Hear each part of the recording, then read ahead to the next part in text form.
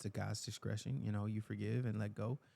But again, a lot of times we can let God take vengeance if we don't have to do too much. Now, as we come to a close, I want to focus on the fact not only did God keep his promises, but I want to ask you a question, and myself as well. I'm included here. How good are you at keeping your own promises? Hmm? God kept his promise with Hezekiah, King Hezekiah, in his nation. He defended him. He fed them with miracles, miracle after miracle. How do you keep your promises with your friends, with your kids, with your personal health? When you say you go to the gym, do you go to the gym?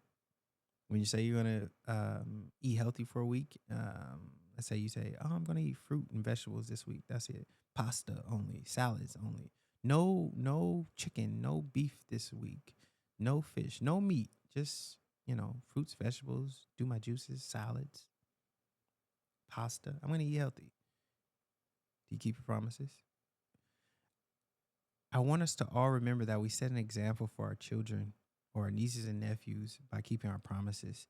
It shows them proper conduct and it shows them how to live in integrity.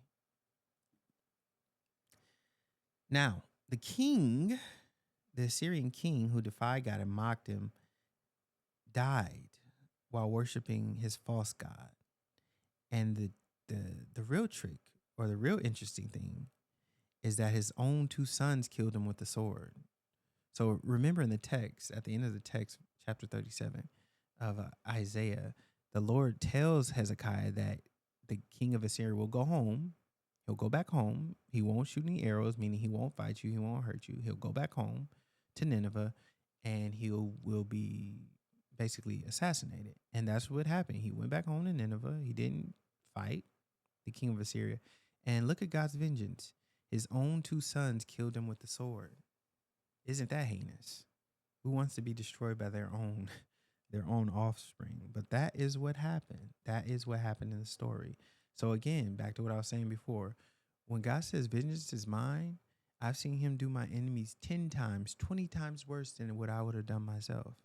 10 times, 20 times worse. So even after you see that, when you see God really take vengeance, it's like, oof, he did way worse than I would have done, number one. And number two, you might, I don't want to say you always feel bad for them, but it's like, wow, that was more impressive than anything I could have thought of myself.